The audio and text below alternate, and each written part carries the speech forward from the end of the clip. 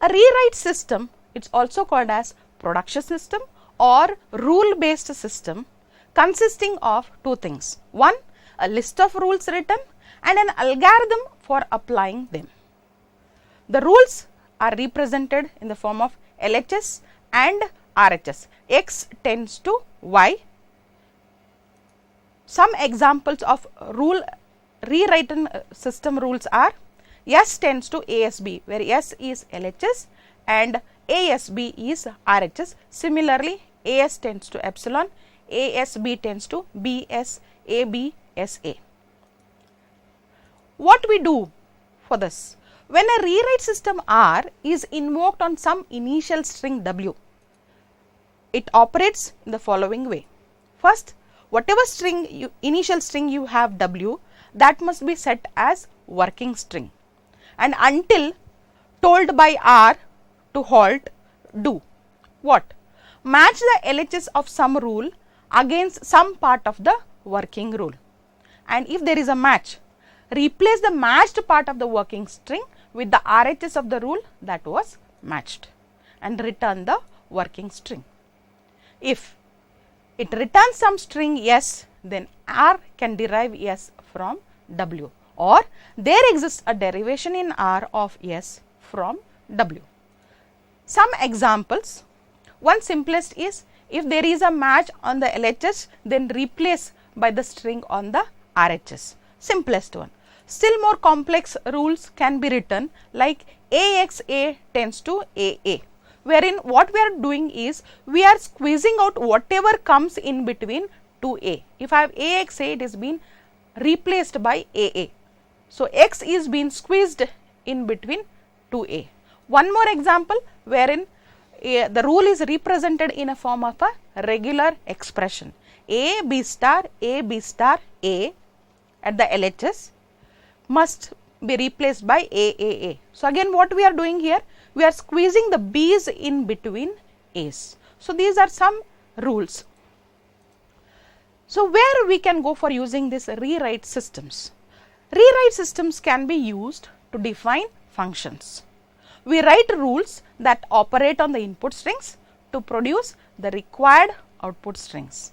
Other than in functions, the rewrite systems can also be used to define languages, and the rewrite system that is used to define a language is nothing but your grammar.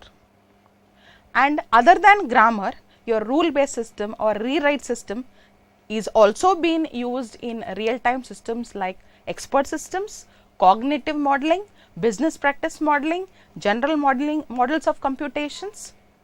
Now, quickly let us go to the grammar. What actually you mean by a grammar? Grammar is a set of rules that are stated in terms of two alphabets. What are those two alphabets? First, a terminal symbol represented by summation. Terminal alphabets, summation, contains the symbols that make up the strings in the language L of G, and another set of alphabets called as non-terminal symbols, wherein the elements of which will function as working symbols that will be used while the grammar is operating. These symbols will disappear by the time the grammar finishes its job and generates the string. So, while deriving, you will be having the non-terminals. Once the string is being derived, the non-terminals will be disappeared. You will be having only terminal symbols in the terminated string. And along with terminal alphabets and non-terminal alphabets, among the non-terminal alphabets, you will be having one unique symbol called as start symbol, usually represented or called as S. When we go for applying formalism, we have to specify three things. One, the form of the rules that are allowed, in which form the rules are to be written, which we will take up later. How the algorithms by which they are being applied, how these rules are being applied, we go for writing an algorithm. Plus, along these two, one more important is how these rules will be applied. If I have one or more rules matched with the LHS, which rule to be applied? Can I apply any rule among these, or I must apply the first rule?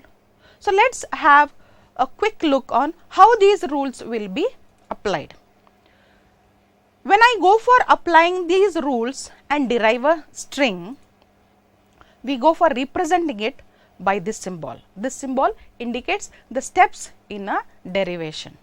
Consider two rules written, S tends to ASB as rule 1 and S tends to epsilon as rule 2, and a derivation could begin with S tends to, so there is a match, so I will go for matching with rule 1. So, S derives ASB. So, LHS S is being replaced by or expanded by or derived by ASB, applying rule 1. Then this A as it is, this B as it is, again S by rule 1 is replaced as ASB, and last by applying rule 2, 2 A's as it is, 2 B's as it is, this S by applying rule 2 as epsilon, the string obtained is AABB. This is the simplest example of deriving a string AABB which belongs to a particular language L of G. There are some more rules which may go for generating many strings. There are two cases. Case 1, if the LHS of multiple rules may match with the working string. For example, I have three rules here, S tends to ASB, S tends to BSA and S tends to epsilon. Now, if I start the derivation, so first start with the root symbol S, start symbol S, which by applying rule 1 I got ASB, this A and B as it is, again apply rule 1, so S derives ASB. Now, at this stage I have three choice, whether to apply rule 1 for this S to be replaced as ASB, or apply rule 2 wherein this S to be replaced as BSA, or apply rule 3 wherein this S is replaced by epsilon. So, it means if more than one rule matches at the LHS, we generate many strings. One more case wherein we go for generating many strings. One rule may match in more than one way. What actually you mean by this? For example, take these three rules, S tends to ATTB, T tends to BTA and T tends to epsilon. Now, I am at this stage where S derives by applying rule 1 ATTB. Next, I will select rule 2 wherein T to be replaced as BTA, but which T to be replaced?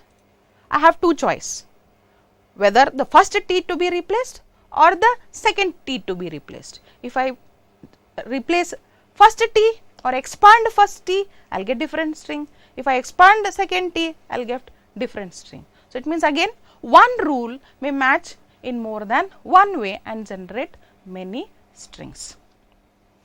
So, this is applying the rules. Now, coming to when to stop deriving using the rules and deriving the strings. Case 1, we can stop when no non-terminal symbols are being left. The working string no longer contains any non-terminal including epsilon. Then at that time the derivation stops. Simplest example is S tends to ASB, S again is replaced as ASB and S tends to epsilon will generate ABB.